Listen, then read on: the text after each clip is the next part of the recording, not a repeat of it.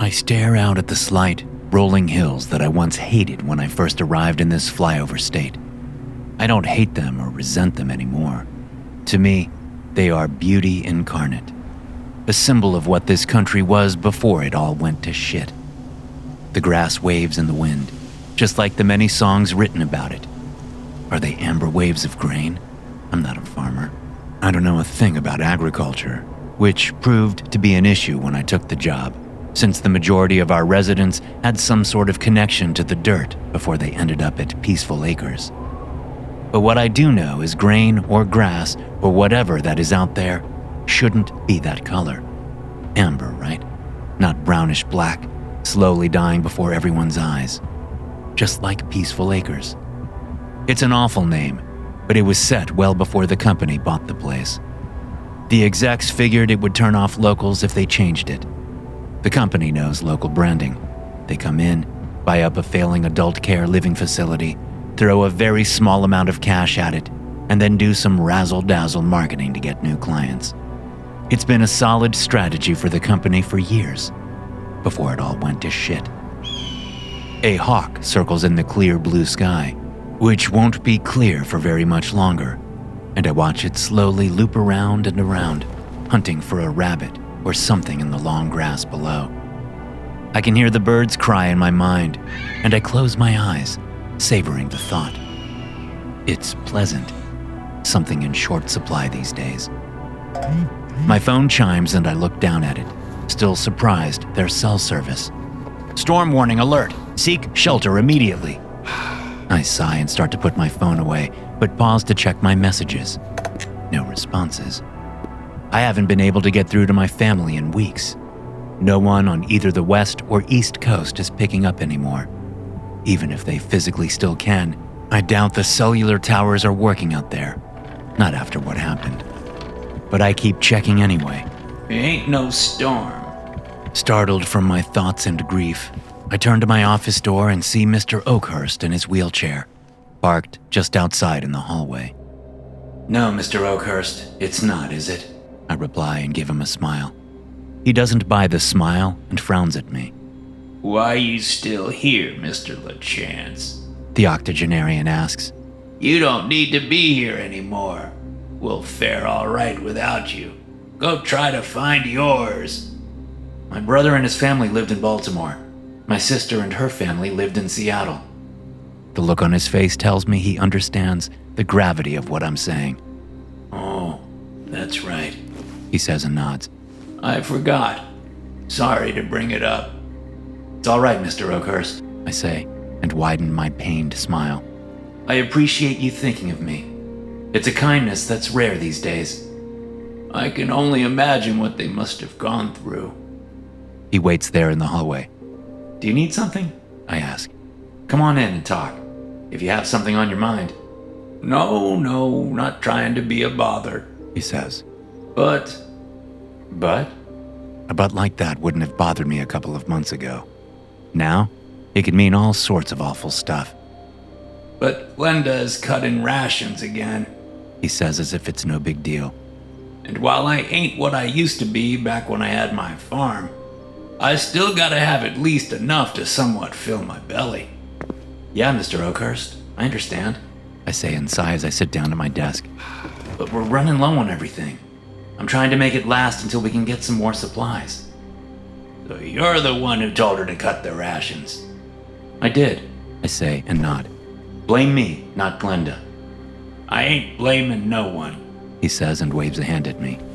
Just wanted to make sure that old bitch ain't hoarding food. Hey now, I say and purse my lips. No need for that, Mr. Oakhurst. We're all trying our best during these awful times. Nah, she was a bitch long before you got here, he says, then nods at my office windows. Or before any of that bullshit happened. Either way, I'd appreciate it if you didn't call my staff bitches, I say, and raise an eyebrow. I don't add, because there is barely any staff left, but I think he gets the subtext. Can you do that, please? I ain't making no promises, he says with a laugh as he backs his wheelchair up, turns it to the left, and rolls away. Probably headed to the lounge to watch a DVD with a few residents left. There's no live TV, radio, or even streaming anymore. All of those services finally went offline, along with the internet, on the 8th. I'm not asking for promises. I call after him. Just a little kindness. A little kindness. It's what we all need right now. But as far as I've seen, the world is all out of it. I reflexively turn to my computer, ready to go through the dozens of reports I have to submit each week. But there's no way to submit them. No internet means no updates to the spreadsheets and compliance forms and P&L statements and all that old bureaucracy that I used to be so enmeshed in. And even if there was internet, it's not like there's anyone to send the reports and statements and forms to anymore. New York is gone. Gone, gone, gone. Can I still use the computer to keep track of inventory and shift assignments? I can, yeah. But there's really no point. We have so little of both that my spiral pocket notebook works just fine. I pull it out of my shirt pocket, flip it open to the last tally, and grimace. 13 residents. 8 staff members, including myself.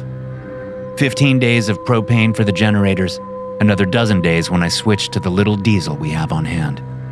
And 7 days of rations, even at the new lower levels. I stopped bothering with the pharmacy.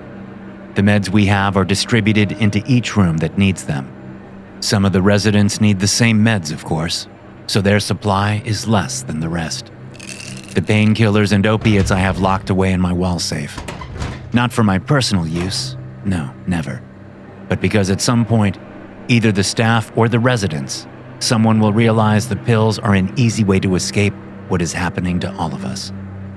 And while I am not against people making their own choices regarding their fate, I'm not ready to go yet, so I don't want to be the last one here among roomfuls of suicides. It's selfish, I get it. It's controlling, for sure. But I'm the administrator of Peaceful Acres, and there are liberties I feel I can take. Hiding the hard drugs is one of those liberties. A knock at my doorframe brings my eyes up from the sad news in my pocket notebook. Hey, Melissa, I say as I see our head nurse standing there. Our only nurse, if I'm being honest. Like me, Melissa isn't from this area. She came in from Chicago about 2 years before I arrived. Chicago. Its fate was just as bad as New York's, from what we've heard. Can we talk? Melissa asks, then steps into my office and shuts the door. I suppose so, I say, and gesture at the chair in front of my desk. Have a seat. She does and lets out a long, exhausted sigh as her butt settles into the seat cushion. Mrs. Jansen isn't going to be much longer, she says and looks up at the ceiling. Melissa is a lovely woman, and I wish we'd had more time to get to know each other. I don't condone workplace romances, but this is a very small town, and city folk like her and I are rare around here. How long are we looking at? 2 days, maybe, she states and looks back at me. Her eyes are rimmed with red and sunken from lack of sleep, an affliction we all face, but her gaze is clear and focused. We have to make a decision before then, though. I know, I say. It's been on my mind. She looks at my hand and the pocket notebook I still grip. It can be on your mind all you want or don't want, she says and leans forward, resting her elbows on her knees. But there are only 2 things driving us forward now. Numbers and willpower. The latter we can control. The former we can't. And in the end, you can't eat willpower.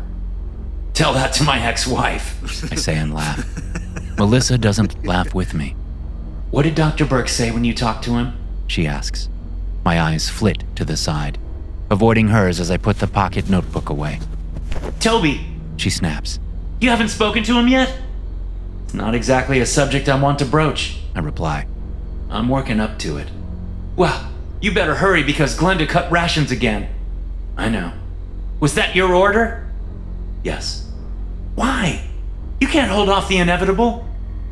But I can postpone it, I say and sigh. Then I do look in her eyes, and we hold our gaze for several minutes.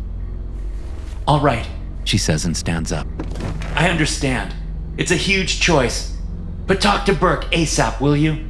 If we do go forward, then timing will be everything. I'm sure Glenda can handle it, I say and shrug. She's from around here. I know she has the skills. That woman is a stone-cold bitch, Melissa says, making me flinch at the description. Whether she has the skills or not isn't the issue. Can she do it? Probably. Will she do it? I have no idea. I'll talk to Dr. Burke right away, I say as she walks to my office door and opens it. Promise? She asks as she pauses in the doorway. Promise. I'm holding you to that, She says. Next time I ask, if you haven't spoken to him, then I will. I promise. She studies me for a few seconds, then nods and leaves without another word. I lean back in my chair and sigh. It's my turn to look up at the ceiling.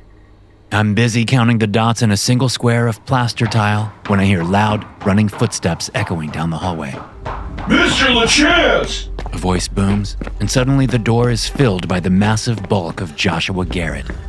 A local like Glenda, Joshua is as typical a farm boy as it gets around here. Well over 6 feet tall and close to as wide, he has to top 300 pounds, although considering our current issues, that weight has diminished considerably over the last few weeks. What fat and padding he had on him is gone now, leaving only long, ropey muscle and a head of blonde hair.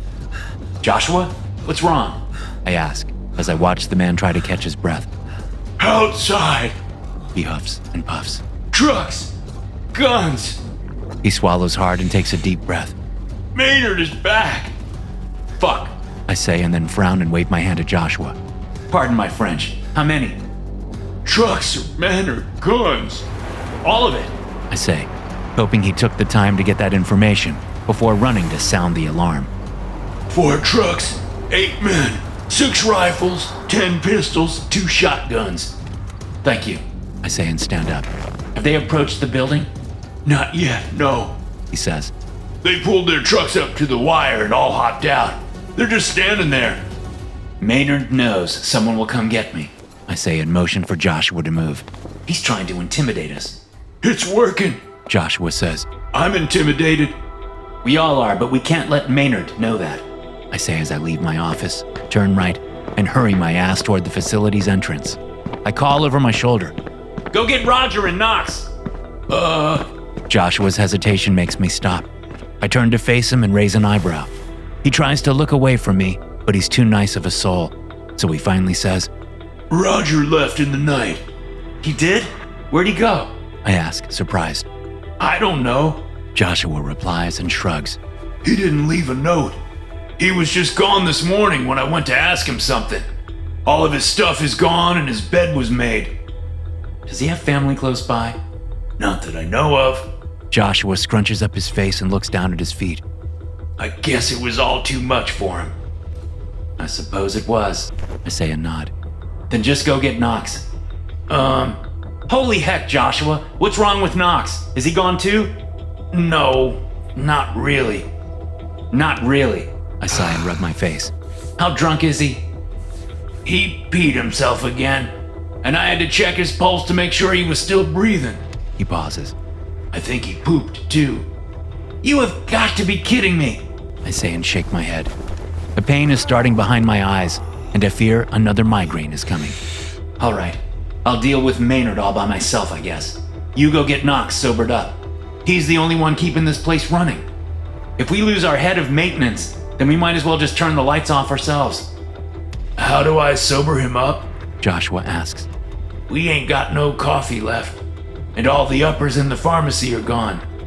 Therapy room, I say. Fill an ice bath and drop him in it. You're twice that man's size. I'm sure you can carry him to the tub. But he pooped himself, Joshua says, disgusted. Joshua, you are an attendant at a long-term adult care facility. I say and roll my eyes. Poop is a major part of your job. With the old folks, yeah. Joshua argues. But Knox ain't even old enough to be my daddy. I don't want to carry him while he has a full load. Then clean him up first in the shower, I say. That'll help wake him up, and maybe you won't have to dump him in an ice bath. I take a deep breath and walk back to Joshua. He looks down at me with tired, wide eyes. Confusion twinkles out of those huge baby blues with panic right on its heels. You've got this, I say. Get Knox cleaned up. I'll talk to him after I talk to Maynard and his crew. It'll all be okay. It ain't gonna be okay, Mr. LeChance. I can't argue with him on that point. So all I do is pat his shoulder and walk away, headed toward the entrance. The light is bright, but has a weird hue to it when I step out of Peaceful Acres' front door and walk toward the barricade of furniture and razor wire we set up between the edge of the parking lot and the front entrance. It's overkill, yes, but I wanted to make sure I didn't wake up in the middle of the night to a truck crashing through our front glass. People have gotten extreme, and I wouldn't push it past anyone to assault the facility like that out of desperation. And desperation is what I see on all the men's faces as I stop on our side of the wire. Except for Maynard. I don't see desperation on his face. I see determination, which is terrifying. Mr. Maynard? Just Maynard, the thin man replies. He's all angles and knobs with almost no meat on him at all. The complete opposite of Joshua. I've told you more than a few times, LeChance. My apologies, I say and mean it. It's just my upbringing. He doesn't respond. He only stares at me. Then he slowly looks past me to the facility. He clucks his tongue a couple of times as his guys look on. What can I do for you, Maynard? His eyes return to me and he smiles. Times are tough, ain't they? You can say that, I reply with a snort. Tough for all, he says. Seems a shame that this place should be allowed to hoard resources, don't you think? Maynard, I can assure you that we aren't hoarding anything, I respond, my mind instantly bringing up my conversation with Melissa. We are as strapped for resources as much as everyone else. Probably more so, considering some of the special needs the residents have. Strapped for resources, he says and chuckles under his breath. What do them old folks need with those resources? Their time is up. You should be sharing with those of us who might have a chance, not keeping it for a bunch of people who are already knocking on death's door. My job is to care for the residents of Peaceful Acres, I say, and I plan on doing that job until the day I can't. Care for what you wish for, Maynard says and gives me a wicked grin. Maybe that day is today. Is that why you are here, Maynard? I ask and hold out my arms. To say scary things and parade around with your scary guns, so I'll curl up into a terrified ball and let you ransack Peaceful Acres for the few supplies we have left? If that's what you came here for, then I suggest you turn around and leave, because you are about to be disappointed. I still care for these people, and I will make sure that what little time they have left is as comfortable as possible. Letting them starve so you can fuel a pipe dream for survival is not going to happen. Pipe dream? He asks and looks puzzled. What do you mean by that? He looks over at his armed pals. Oh, we're gonna survive this. We'll survive and we'll rebuild. He looks back at me. But in order to do that, we gotta have resources. Then you should drive off and start looking for them because you won't find any here, I say. I pull my pocket notebook out and flip to the latest numbers. Do you see what we have, Maynard? Do you want to know what little is left? I shove the notebook toward him, and he takes a step back like it's contaminated. Some people are like that when faced with the truth. Days, I say. We have days. There are no resources left. You can go ahead and get past this barricade. You've got the men and trucks to do it. You can kill us all and take what's left. Again, you've got the men and the guns to do that. But what you take will last your group a day, if that. We need medicine! One of the men shouts from a truck down the line. My boy has diabetes! The insulin ran out a while back, I say. We've lost 6 residents because of that. I'm sorry, but we just don't have what you need, let alone what you want. The men begin shouting in protest.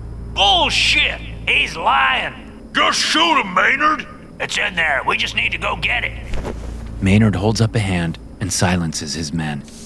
He finally looks at the notebook, then he looks past it to me. How many days? I tap the notebook. 7, I say, if that. He keeps looking at me. Then he looks over his shoulder at his men. When he turns around, his eyes are hard, and I can see he's made up his mind. Talking is over, now and forever. We'll be back in 7 days, he says. Then we'll have a look and see if you're telling the truth. If you are, we'll walk away and let this place die on its own.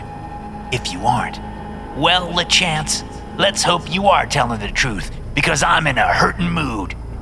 Aren't we all? I say and refuse to break his gaze. He licks his lips, then turns and walks to the closest truck. 7 days, LeChance! He shouts as he hops into the passenger seat, and another guy hops into the driver's seat, starting the truck up with a gut-rattling roar. I stand and wait for all of the men to load up in their trucks. Most glare at me, but a few I can see aren't as convinced as Maynard at the idea of going after a home for the elderly. Then I see a face I know. Will? Will Hokum? The young man pauses, but doesn't look my way. Your grandmother is still alive, Will. I say. You can come in and visit her if you'd like. He still doesn't look my way. Hokum, let's go! A man in a red pickup a few feet from Will shouts. I'm sure she'd love to see you, Will. I say. She's still a little spitfire. His face angles toward me, and I see just the hint of a smile starting. Then a truck horn wipes that smile away, and Will jogs to the red pickup. When he hops in, he looks at me and nods. I have no idea what that nod means. It could mean anything at this point. Thanks for taking care of his grandmother, thanks for acknowledging him, or just a nod of recognition telling me he heard me. When the last truck is pulled out of the parking lot, I go to the barricade and move the small purple bookshelf that I had strategically placed off to the side. One shove, and I have enough space to crawl through to the other side of the barricade. I make sure I can't hear the truck's horrific mufflers before I walk to the road. To the west, all I see is blacktop next to a field of blackening grass. There's a silo far off. I think it's the Crocker farm, but I'm not sure. It's so hard to keep all the farms straight out here. Although, now that the wind has shifted, I suppose I can't call anything a farm anymore. Farms grow stuff. Nothing is going to grow anymore. I turn and face east. More blacktop. Although this direction I can see the tops of the buildings that make up the town. The church steeple, the 3-story bank building, the grain silos of the feed and stock, the courthouse's dome, the water tower, and smoke. Shit! I mutter and leave the road, racing across the parking lot, through the gap in the barricade and inside Peaceful Acres. Joshua! Scott! I shout. Joshua! Scott! A trim man in his mid-40s peeks his head out of the front office that sits just past the reception desk. Hey, boss! What's wrong? Scott asks. He was our physical therapist before it all went to shit. He worked Mondays, Wednesdays, and Fridays, splitting his time between Peaceful Acres here and another facility 2 counties over. Despite having the same problem with the lack of food, he looks spry and energetic as always. Mr. LeChance? Joshua asks as he turns a corner and strides toward me. Fire! I say and point east. In town. Something is burning. I'm sure it is. Scott says with an apologetic shrug. A lot is burned around here. He's right, Mr. LeChance. Joshua agrees. I know. But all that stands between us and town are 2 neighborhoods and a whole lot of very dry grass. I say. The wind shifted while I was out talking with Maynard. One spark from that fire, and we'll have flames racing right for us. So what do you want us to do? Scott asks. He's no longer peeking out of the office, but standing right outside the door, his hands on his hips, a frown on his face. We're not firefighters. We're also not idiots. I say. I think we can figure out how to turn a hose on and put out whatever is burning. Chief Leister didn't leave. Joshua says, nodding his big noggin up and down, making his blonde bangs flop this way and that. I bet he's got it all sorted out. I shake my head. Leister's a good chief. Scott says, and steps to the reception desk so he can lean on it. He smiles at me. Let's leave it to the professionals. Peter did leave, I say. He swung by to see his father. Then he got into his van with his family and drove off. I thought I told everyone that. They both frown, look at each other, then look at me. Scott shakes his head. You didn't tell me. He says. I don't remember that in our last staff meeting. Joshua says. Well, I'm sorry it slipped my mind. I respond and hold out my hands. But now you see why I'm panicked. If the chief is gone, then I doubt anyone else stuck around. We need to go put out that fire. Scott and Joshua share another look. Then Joshua shrugs and heads towards the front door. All right then, He says and walks out of the building. Where's he going? Scott asks and laughs. We're all parked out back. In half a second, Joshua walks back inside. Cars ain't out there. He says sheepishly, then keeps walking back into the facility. Scott follows right behind, and I'm behind them. A few residents are in the lounge as we pass by, but none look our way. Their attention is on the big flat-screen TV and some Western movie they have playing. I think I catch a glimpse of Clint Eastwood, but I'm not sure. LeChance! A raspy voice barks from the double doors to the kitchen as I hurry by. Glenda. I don't stop, because whatever she has to tell me can wait. I know how much food we have, so I know there's no hurry to anything Glenda does. I'm almost to the back door when I hear, Damn it, LeChance! I'm calling you! I stop and turn around. What is it, Glenda? Have you talked to Burke yet? She asks me, her eyes more red-rimmed than any of us. I swear she's huffing cleaning spray or something. Melissa said you were going to talk to him. Damn it, Melissa, I wanted to handle this. I study the large woman, and she is large. It makes me wonder if our rations might be in two piles. One pile for us, one pile for Glenda. I haven't had a chance. I say and give her a cautious smile. I glance over my shoulder, but Scott and Joshua are already gone. Hopefully they're getting a car started up. I've been a little busy today. Well, I ain't saying I'm gonna do it, Glenda says. but I'll think about it if Burke signs off. When you gonna get him to sign off? Later. I say. There's an emergency right now. What emergency? Glenda asks, giving me a disbelieving look. Ain't nothing left to be making emergencies with out there, if you ask me. Thank you for your input, Glenda. I say. But there's a fire in town. We're going to take a look and hopefully put it out. You? She laughs. Why you? Let Chief Leister handle it. Peter isn't here anymore. The chief died? Glenda asks and puts a hand to her chest. No, he left town. I say, trying not to get exasperated with the woman. I gotta go, Glenda. But you'll talk to Burke when you get back, right? I'll talk to Burke when I get back, yes. She nods and walks back into the kitchen. Normally, the smell of mashed potatoes and cinnamon buns and fried chicken would waft out from those double doors, but the joys of those smells aren't around anymore. Now, all I catch is a hint of bleach. I'm hoping to change that when I talk to Burke after I return. Well, hope is a strong word. I'd rather not have the conversation I need to have with the man at all. That's my true hope. But we are where we are. Hurrying outside, I almost step in front of the Jeep that Scott is driving. He gives a honk, and I pause just before leaving the sidewalk, avoiding a hard hit from the Jeep's front bumper. Careful, LeChance. Joshua says as he opens the passenger door and gets out, lifting his seat up so I can crawl in the back. Sorry, I don't fit back there. All good, Joshua, I say and climb in. Once Joshua is settled back in his seat, Scott floors it, and we race around the building and out to the parking lot. Joshua has to get out again and move some of the furniture for us to get by. But, like I said, he's a big boy and can handle the work. By the time we're on the blacktop and speeding toward town, the smoke has increased considerably. You weren't kidding. Scott says, avoiding a pothole on our left just to hit a bigger one on our right. I bounce in my seat and hit my head on the roll bar above me. Sorry. Scott says and gives me a wink in the rearview mirror. Sure would have been nice if they'd fixed the road before the world ended, right? Leave it to Scott to find humor in potholes. When we reach the edge of town, I notice two things. All the shop windows have been busted out, and I do mean all of them. Not a single window pane is intact on Main Street. The second thing is the smoke is coming from Sherry's Diner. When we get close enough to see the situation, I take a deep breath. The whole building is nothing but bright orange flames and thick black smoke. And sitting in the middle of the road is a man with a shotgun in one hand and a turkey leg in the other. Magnus McClintock. If Maynard is the local asshole, then Magnus is the local menace. I've had more than a couple of conversations about the man with Dr. Burke.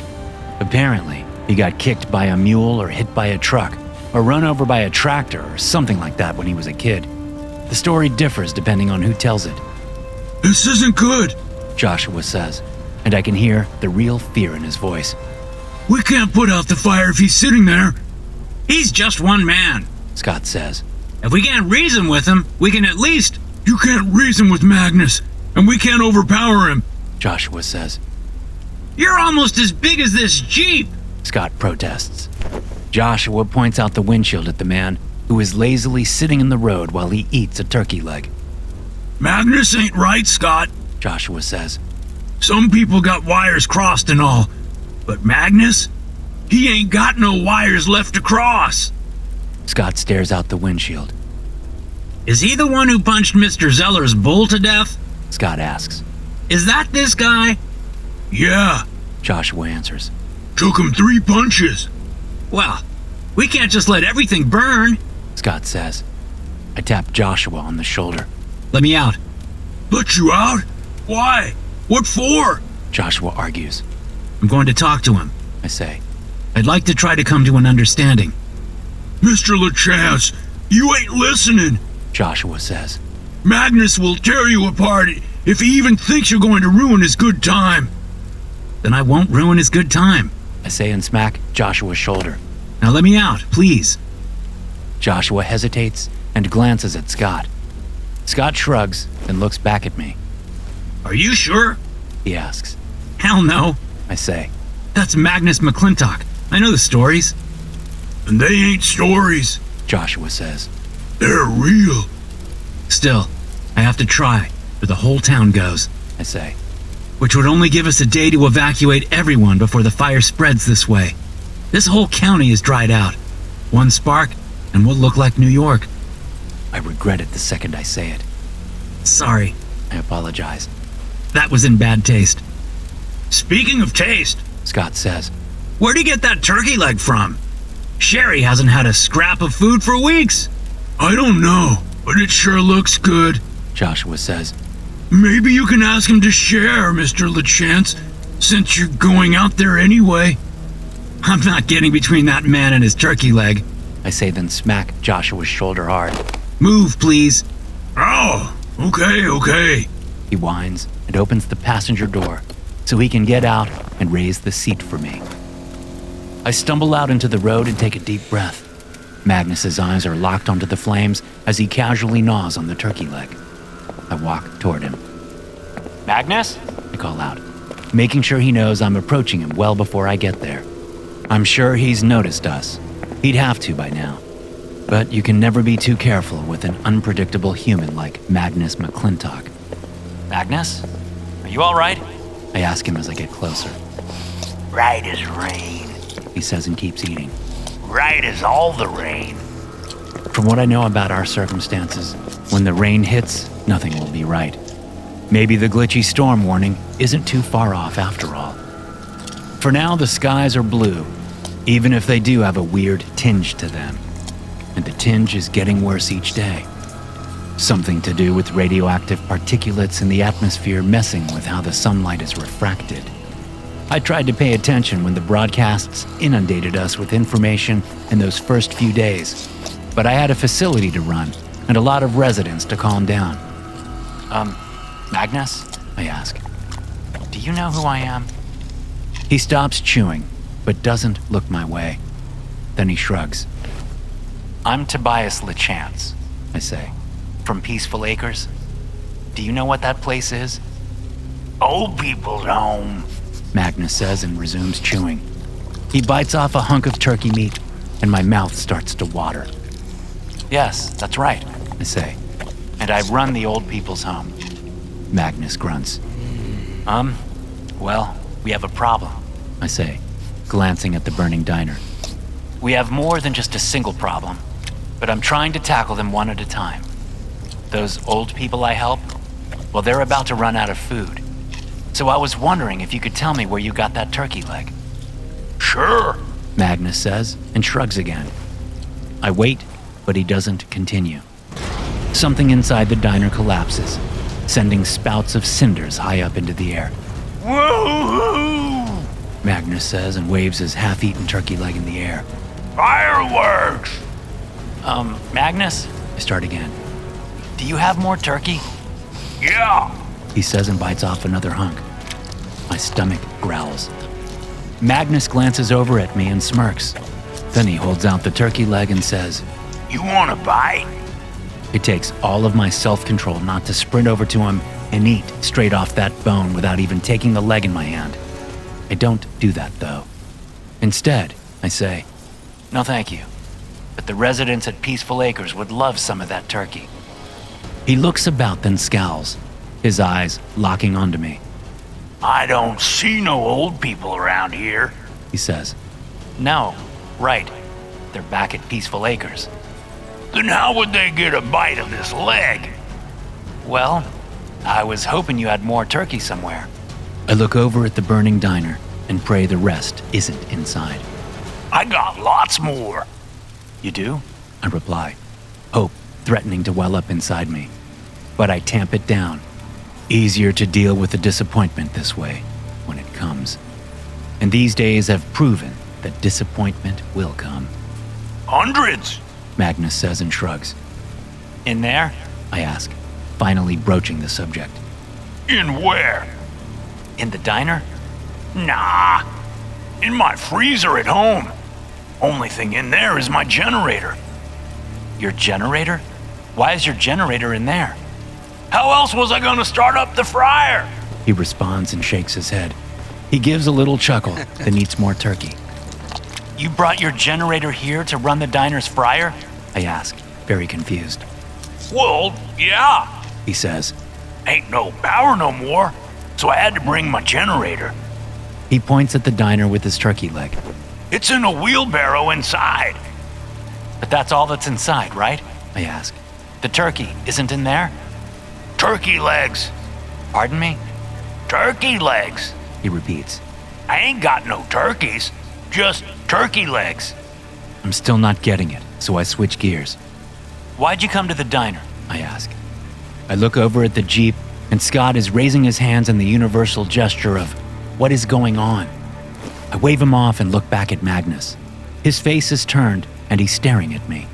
You gonna listen to my answer or not? Oh, yes, of course. My apologies. I say. Continue. He leans forward and looks past me. I know him. Oh? Which one? Joshua or Scott? The little one. He helped my daddy walk again. Big waste of time. Daddy's dead now. I'm sorry to hear that. Why? Pretty much everybody's daddies are dead now, I suppose.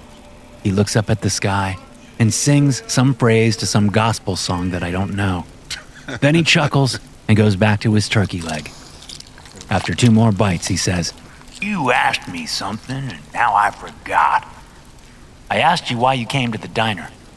Oh, 'cause I was out of oil, and I wanted to fry me some turkey legs. He says, cheery as can be.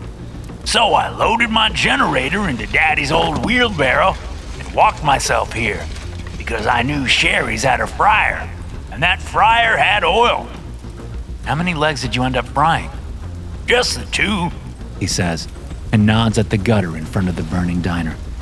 I see a turkey leg nod all the way to the bone sitting on the storm grate. You loaded your generator into a wheelbarrow and walked all the way here so you could use Sherry's fryer for just 2 turkey legs? I was only hungry for 2. He says, and strips the rest of the flesh off the turkey leg he's holding. He throws the picked, clean bone at the other one, knocking both into the storm drain. Kobe! He yells and pumps his fists in the air. Then he stands up, wipes the butt of his jeans, looks at me, looks at the diner, and says, I should go get the generator so Daddy isn't too mad. Then he walks right at the burning diner. Magnus, no! I yell, but either he doesn't hear me or he doesn't care. The man walks straight into the burning building and is lost from sight instantly. What the fuck? Scott yells as he jumps from the Jeep. What the actual fuck, boss? What did you say to him? I was asking about his generator. I say, my voice weak. He went to go get it. We still need to put this out. Joshua said. We should go to the fire station. I stare at the fire. It doesn't look like any cinders have sparked any new fires on the buildings next to the diner, but the heat is bubbling the paint, so combustion is coming soon. Yes, I say finally. let's go get a truck.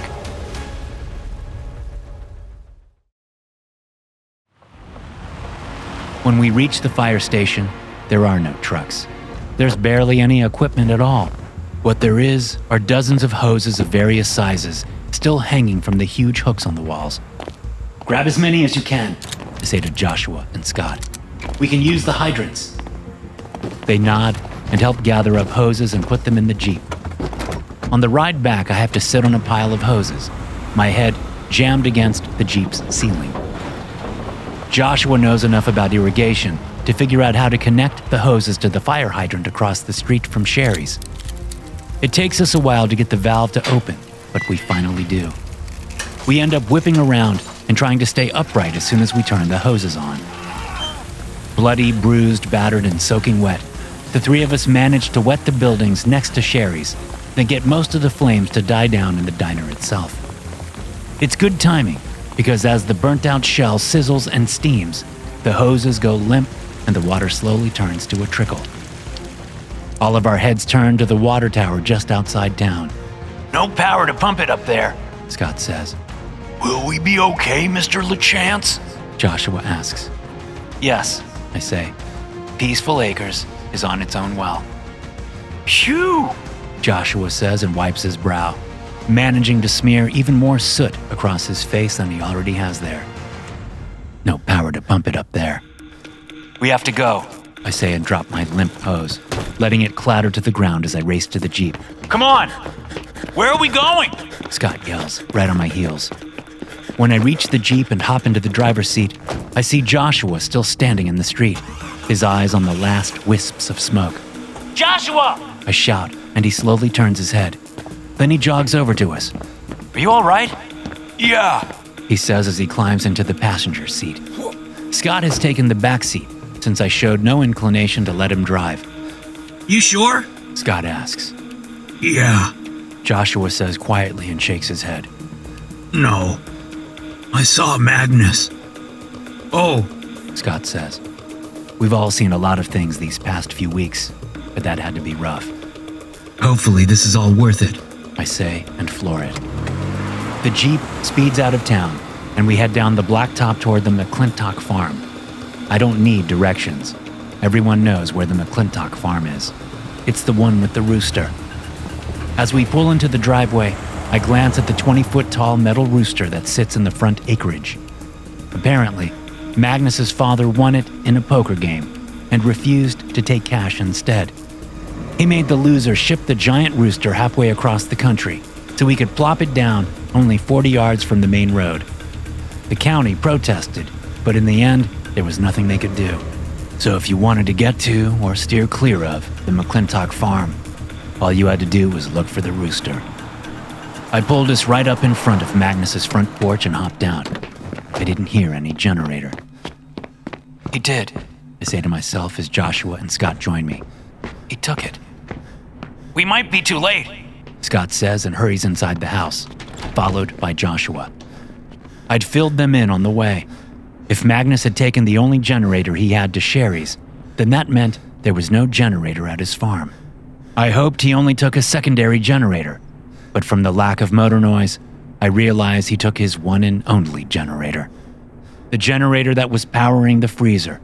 The freezer, he said, had turkey legs in it. Hundreds of them. I dash inside, hunt for the kitchen. I find it along with a wide-open door. A sad moan is coming from the door and I peer inside. All I see are the tops of the basement stairs. Are you two down there? I call. Yeah. Scott replies. When I reach them down in the basement, Joshua is staring into a massive bench freezer filled to the top with vacuum-sealed bags. Each bag has a turkey leg in it. They might be okay. Scott says. Nah, Joshua responds, shaking his head. they've been warm too long. Hours now. Can't trust them.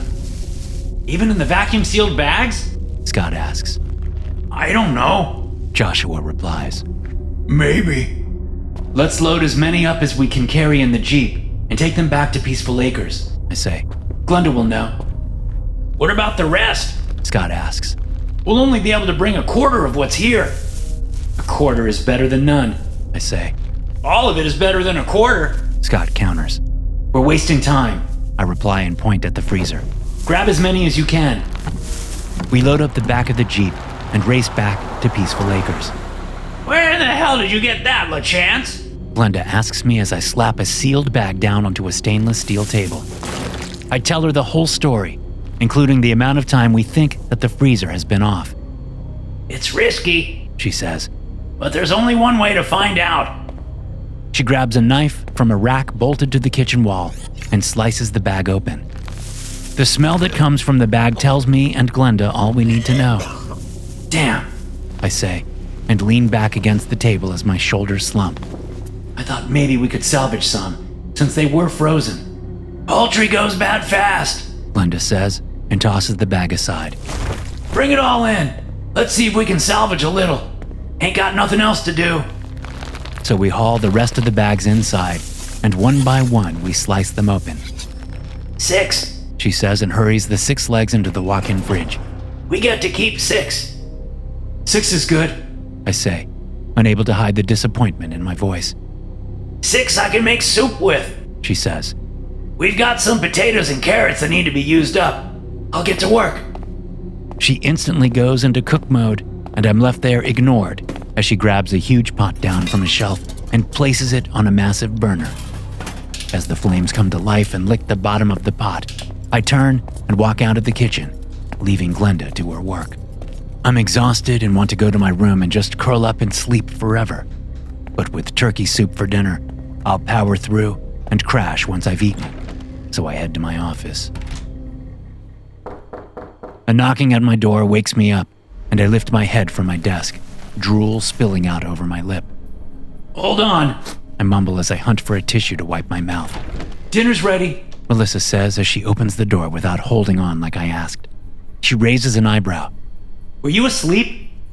Just a quick nap. I say and run my fingers through my hair. When my hands come down, I stare at them and the strands of hair they hold. Mine's coming out too. She says and frowns. We knew it was going to happen. So soon? It's a minor side effect. She says. Do you have stomach cramps, night sweats, vomiting, or diarrhea? Not yet. Then be happy you're only losing some hair. She says and looks past me, out my office window. It'll get a lot worse for all of us soon. I suppose so, I say. I yawn and wave away my nap breath. Did you say dinner was ready? Yes. Melissa says. Come on. Glenda says we can each have a large bowl of soup. She expects it to last 3 days, so she's already portioned it all out. Great. I say, and follow her out of my office.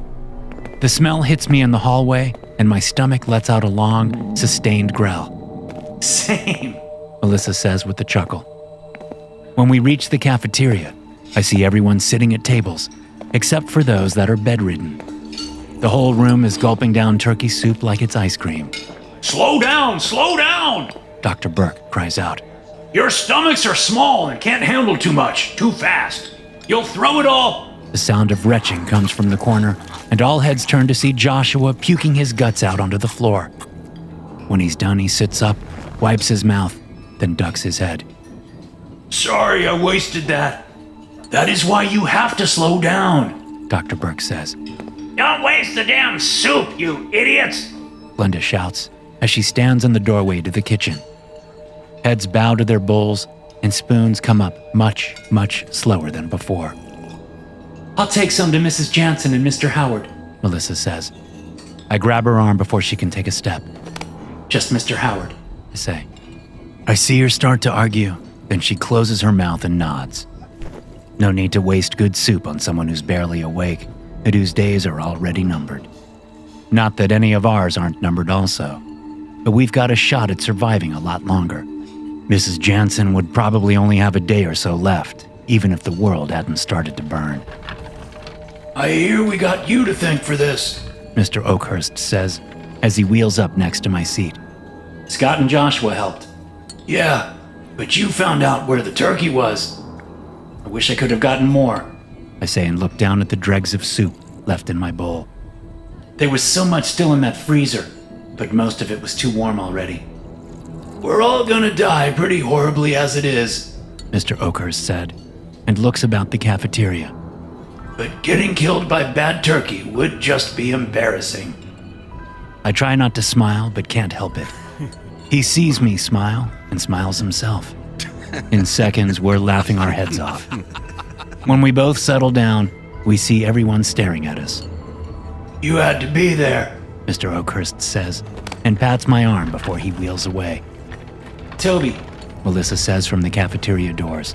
She waves me over. I need you. When I reach her, she pulls me out into the hall. Mrs. Jansen passed away. She says, Looks like it happened right before dinner. Her body was still warmer than room temperature. her eyes lock onto mine, and I know what she's trying to tell me without actually telling me. I'll get Dr. Burke. You get Mrs. Jansen. I say and rub my face. We'll meet in the kitchen. Are you sure? This was as much your idea as it was mine. I know, She says and looks away. It's not like we have a choice. Oh, we have a choice, I say. We cannot kid ourselves over that. We have a choice. I sigh. Just not a good one. She looks back at me, then nods, and walks off to do her part of this thing we're doing. I go back into the cafeteria and find Dr. Burke. When I catch his eye, I cock my head toward the kitchen door. He frowns.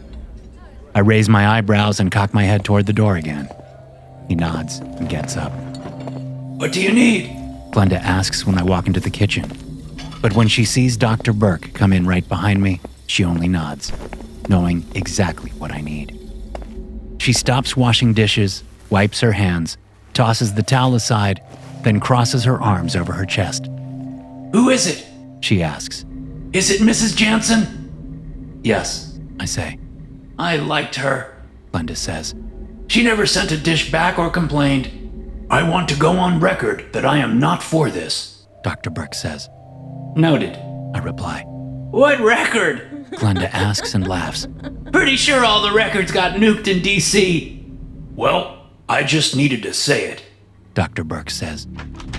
The doors at the opposite side of the kitchen burst open as a gurney is wheeled into the room. We need to hurry, Melissa says. This is madness. Dr. Burke says. Well, Doc, the world has gone apeshit bonkers, so this fits right in. Glenda says and points to a long stainless steel table. Put her next to that. I'll work there. You aren't doing anything until I take a biopsy. Dr. Burke says. Her medication will make her internal organs non-viable. So please no awful. Are you sure? Glenda asks as she fetches several very large, very sharp knives from the rack on the wall, then steps over to the gurney. Because I was hoping for both liver and kidneys. Lots of nutrition in those. They are the first things you should discard. Dr. Burke says. This is not a cow. This is a human being. Our filtration organs should never be consumed. He sighs and rubs his hands together over and over. Not that any human flesh should ever be consumed. We all stand there and let that sink in. While we'd discussed the issue, we had skirted around saying exactly what the issue was. In order to survive, we need to eat those who die. I'll conduct a biopsy and have the results first thing in the morning. Dr. Burke says. If the results are satisfactory, then we can proceed. If not, then she'll need to be discarded. You mean buried? Glenda says. Like you said, Doc, she ain't no cow.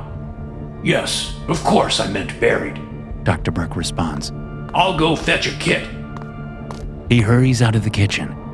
As the door swings shut, I see someone standing out there. I'll be right back, I say to Glenda and Melissa.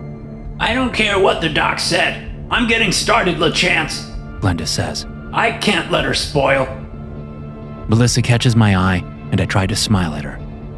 I manage a half-decent one by the time I'm through the doors. What's going on? Joshua asks. We're trying to solve a problem. I say and give him an honest, earnest look. Hard decisions have to be made during hard times. But that's Mrs. Jansen, Joshua says. His eyes look over my head at the kitchen doors. Why is she on a table? I was hoping my hard decisions during hard times statement would have clued him in, but I can see from the way his emotions play across his face that he's struggling with the reality of it all. Joshua, take a walk with me, I say, and gently place my hand on his elbow. He jerks away and glares down at me. This ain't right, Mr. LeChance. No, Joshua, it is not. He starts to pace in the hallway, forcing me to dodge his bulk each time he comes my way. She was a good woman. And that doesn't change, I say. She was a good and kind woman, yes. That's a good memory of her to hold on to. This isn't God's way, he says. Neither is nuclear war, I say. but here we are. God has placed this trial in our path, and we have to overcome it. We don't overcome it by eating an old woman. Joshua shouts and points at the kitchen. That's giving in. No, Joshua. Giving in would be not to do this and let everyone slowly starve, I say. Do you think God wants us to slowly starve? He wants us to slowly die of radiation from the fallout. Joshua replies and shrugs. I hear you, I do. But we could survive the fallout, I say, not actually believing my words. We won't survive starvation. Oh, Lord. Oh, Lord. Joshua says, and throws his hands in the air. If the ceilings weren't 12 feet, he would have raked his knuckles on the drop-down tiles. He stops pacing and looks at me, sadness in his eyes. I'm sorry, Mr. LeChance, but I quit, he says. He sniffs hard, and I realize that he's crying. Hey, no need to quit. I say and reach out to pat his elbow again, but he steps back out of my reach. I let my arm fall to my side. Stay on, please. We need you. I can't stay here knowing you were doing that to these people, Joshua says, his eyes on the kitchen door. I'm sorry, Mr. LeChance. He turns and stomps off. I start to call after him, but I know Joshua well enough. His heart is as big as his body, and he won't change his mind. I watch him walk down the hall, then turn toward the back entrance. His truck is parked out there. Where he'll go, I don't know, but I will miss him. He was a good one. When I go back into the kitchen, Glenda has already started. I have to cover my mouth at the sight of the cook up to her elbows in Mrs. Jansen's body as she scoops out the organs and tosses them into a black trash can. As soon as I know I'm not going to throw up, I say to Melissa, Joshua quit. What? she asks, and I can figure she's fighting her gorge too. Between the two of us, we've been in this business for at least 45 years or more. We've seen horrific things in these halls and in halls like these. But the sight of Glenda butchering Mrs. Jansen is almost too much. Almost. He saw what was happening in here and he says he can't be a part of it. Where's he going to go? How is he going to survive out there? I don't know. But he's not my responsibility anymore. I have peaceful acres to worry about. She watches me carefully, then nods. Melissa and I are rarely of one mind, but when we are, it's comforting to know I don't have to fully explain myself. Peaceful Acres is my responsibility, and she gets that.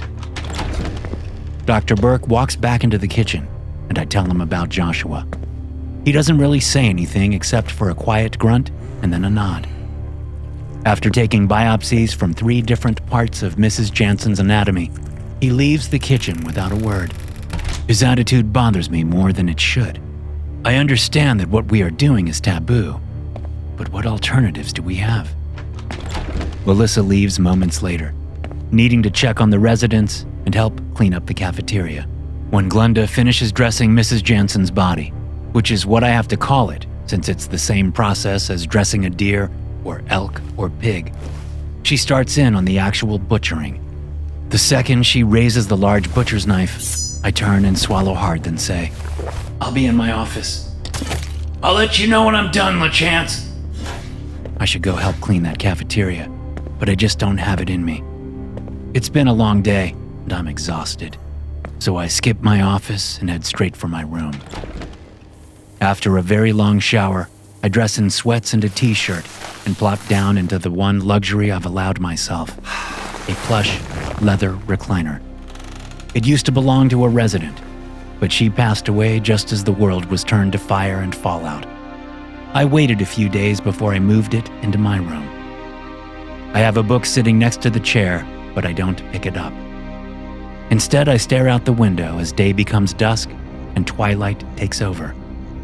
I wonder how many people are actually left in the area. How many stayed, knowing that things would get bad.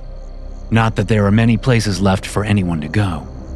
I heard a rumor, and I'm not one to put much stock into rumors, but I did get it from a credible source, that ships were massing along the Oregon and Northern California coasts, ready to pick up refugees and take them where the fallout will be less lethal. One of the attendants, before he disappeared in the night, suggested we load all the residents up and head that way. I laughed at the idea. It was rude to laugh at the young man. He was only trying to help. But the idea of loading up all of the residents with all of the equipment needed to keep many of them functional, and traveling a couple thousand miles in the hopes that someone was there to save us was just funny. We are on our own here at Peaceful Acres, and I have made peace with that. The twilight becomes full darkness, and I go to switch on a light when I hear a knock at the door. Toby! A voice whispers from the other side. I get up and open the door to find Melissa standing there. She looks up at me. I look down at her. She pushes past me into my room, and I slowly close the door behind her. In the morning, Melissa is gone before I wake up. Knowing how dedicated she is, I don't take any offense to her absence. I get up and take a short shower. Then I dress for the day and pull open my door. Toby! Melissa shouts, and I see her running down the hallway toward me. She skids to a stop when she sees me standing outside my door. Follow me! What is it? Just follow me! She says, and I have to run to keep up with her. When she leads me to Dr. Burke's office, a stone drops in my guts. I don't even have to walk in to know what's happened. I found him and came straight to you, she says. I did check his pulse first, though. He's long gone.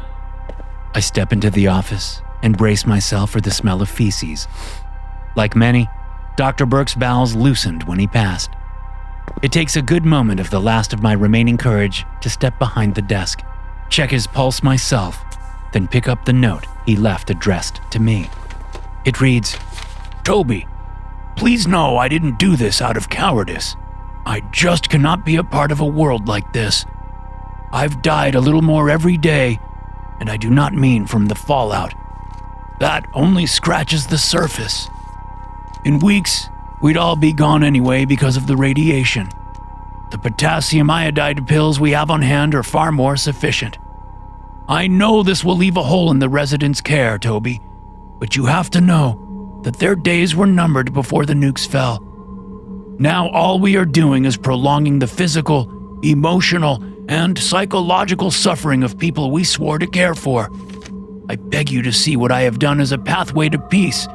Think of it as a kindness, I say out loud and hold the note out to Melissa. I read it, she says. Kindness is what you always talk about. I know, I say. He's playing my heartstrings. I pick up the bottle on his desk and see that it is OxyContin. He must have stashed this away before I removed all the painkillers from the pharmacy and put them in my safe. What do we tell the residents? Nothing, I say. If anyone asks, we'll say he's under the weather and self-quarantining in case it's contagious. Can we? She asks, knowing my mind will fill out the rest of her question on my own. He's been dead too long, and there are drugs in his system, I say. He isn't any use to us. Then I see another piece of paper on the desk. I pick it up and sigh. Biopsies are clean, I say. Mrs. Jansen is viable. I stuff the suicide note into my pocket and set the biopsy results back on the desk. I'll let Glenda know, I say and leave the office. Melissa grabs my arm and turns me around. So we're doing this? We're doing this, I say. I really wish we weren't, but we are. She studies my face for several seconds, then nods, gives my arm a squeeze, and walks off to continue her morning duties. I head for the cafeteria. Glenda is just finishing up dishing out the breakfast rations. I watch her ladle turkey soup into bowls and set a piece of stale bread on top of each. She pauses as she places the last piece on a bowl and picks something off the bread. Probably mold. It wouldn't kill anyone, but we're still trying to at least make things pleasant. LeChance, Glenda says when she's done serving and rings a bell. what can I do for you? It's a go, I say, then pause as Scott comes in to roll the cart of bowls out to the cafeteria. Once he's gone, I continue. The biopsies came back clear. You can start cooking as soon as possible. What do we tell the residents? Do you still have some potatoes and carrots left? Yeah. Then this time we'll say it's turkey soup. I'll tell them I went back last night and found more. This time? She says and raises an eyebrow. This time, I reply. Next time I'll tell them the truth about this batch, so they all know that they've already participated before they decide to keep eating. You don't think keeping it from them now is kinda immoral? It is, yes, I say and laugh a sad laugh. but the whole world is immoral, Glenda. I just want them to have one last bit of relief and happiness before neither of those things exist anymore. She nods and wipes her hands on her apron. I'll get started right now, She says. I'll mix in the last bit of turkey soup so the flavors are a little closer. We can have it for dinner. Dinner? I say then nod. Yes, dinner. Good idea. I'll leave you to it. And I do. I have no desire to watch her turn Mrs. Jansen into stew. Once in my office, I collapse into my desk chair. All I can do for the next hour is stare down at the whiteboard, where I have spent hours upon hours doodling while I was on conference calls and Zoom meetings. I see what I think was an attempt at a rabbit, which causes me to spin my chair around and stare out the window at the dying grass or grains, or whatever is out there in those fields across the road from Peaceful Acres. Then I look up into the sky, but there's no hawk circling. Even he's gone now. When I look back down at the fields, a thought hits me. The fields used to be tended by farmers who truly cared for what they were doing, just like me in a way. I tend to the residents similarly. And as I look at the wilted and browned vegetation, I have to wonder if I have been doing right by them. Have I really been putting the residents ahead of my own wants and needs and wishes? I get up and leave the office quickly, on the hunt for some answers to that question. When I find Mr. Oakhurst in his room, I knock and say, Mind if I come in?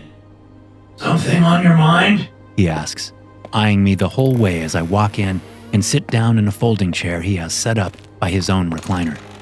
You can say that, I reply and rub my face. Can you be honest with me? You ever known me not to be? He responds with a laugh, then pats my arm. Of course. What's up? Am I helping? Helping? Sure you are. None of this runs without you. I appreciate that. But I don't mean am I helping with all the duties needed to keep this place going. I mean, am I helping by even allowing this place to keep going at all? No one wants to die. But we're all going to die, Mr. Oakhurst. Many will die very soon. Some will linger. And some will suffer, he says, finishing my sentence. That's my worry, I say and sigh. that there will come a point where those of us who are left will no longer have a chance at a last bit of kindness. A last bit of kindness, Mr. Oakhurst echoes. Then he takes a deep breath and lets it out. I heard about the dock. You have? I ask, surprised. It's a small facility, Tobias. He says and gives me a warm smile. Not many secrets around here. The smile is warm, but there is seriousness in his eyes. You came to me for a little advice, right? I did, yes. Then here's a little bit I think you should seriously consider, he says and closes his eyes. I wait for him to finish, and I almost worry he's fallen asleep when he opens his eyes again. I think having a full belly and a little hope would be a wonderful kindness for us all to go out on, he says, and the seriousness in his eyes turns to a fierce focus. It's a beautiful day out today. Should be an amazing sunset. Maybe we can all have dinner outside this evening. Look up at the sky and watch the colors change and just be with ourselves for one final moment. The reality of what he's suggesting is hard to take in, but he isn't wrong. I came to ask him for advice on whether or not I was just postponing the inevitable, and he gave me the advice I may not have been looking for, but I now know I needed. Thank you. I smiled down at him. I think that sounds like a lovely idea. Me too. He says. Can you make it happen in a way that will be kind? My mind goes to my wall safe. Yes, I can. I say. I pat his shoulder. I'll see you at dinner. I immediately go and gather the staff. I cannot do this on my own, and I refuse to involve anyone who does not want to be involved. When I'm done explaining things, I see tears and sadness. But no one says no. No one jumps up shouting that what I have proposed is monstrous. In fact, everyone seems to be resigned to the idea. I'd be lying if I said I hadn't thought along these lines before. I guess I'm a little surprised that everyone else has too. Dinner? Alyssa asks. Dinner, I say. I nod at everyone, and they all nod at me. Then I adjourn the meeting. Glenda? I call as I watch the woman walk back to the kitchen. I need your skills. You bet, LeChance. She says, and we go into the kitchen and start doing some math to make sure dosage to portion ratios are what they need to be. Then I go back to my office, open the safe, and take out every last pill. If the numbers Glenda and I crunched are correct, then this will do the trick and then some. In fact, it should only take one bowl apiece, even though Glenda is cooking 3 times that. She originally wanted to freeze some of Mrs. Jansen, but no point in freezing it now. There'll be no one to thaw the leftovers after tonight. We grind and add the powder to the stew, and Glenda gives it a quick taste. Bitter. She says and goes to grab the last of our honey. This'll fix that. Don't keep tasting it. I say to her. I don't want to find you draped over the stove when it's time to serve dinner. Nothing to worry about there, LeChance. After the honey, I'm not trying it anymore. Good. I say and nod at her. I turn before the tears can spill down my cheeks. When I get back to my room, I find Melissa there. Just a nap, she says, and gets undressed, then slides under my sheets. I undress too and slide in with her. We hold each other as we drift off. She isn't wrong. One last nap sounds perfect. The pounding on my door wakes us both up, and it takes me a second to figure out what's happening. Boss! Scott yells. We got a problem out front! The two of us get dressed, and I yank the door open. Scott doesn't even give us a second look before he starts in, Maynard! is what he says at first when he shakes his head. He's got Joshua! Damn that son of a bitch. I say and race down the hallway toward the front entrance. Of course, Maynard is a few days early. If someone is going to try to ruin this evening, it'll be Maynard. When I reach the barricade, my eyes fall on a brutally beaten Joshua as he's held up by a man on either side of him. His face is nothing but purple bruises and swollen flesh. I can tell his abdomen hurts him as well by the way his body wants to curl up on itself.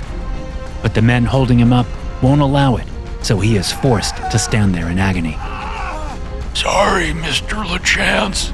He mumbles from between split and swollen lips. I didn't want to tell them about the turkey. They made me.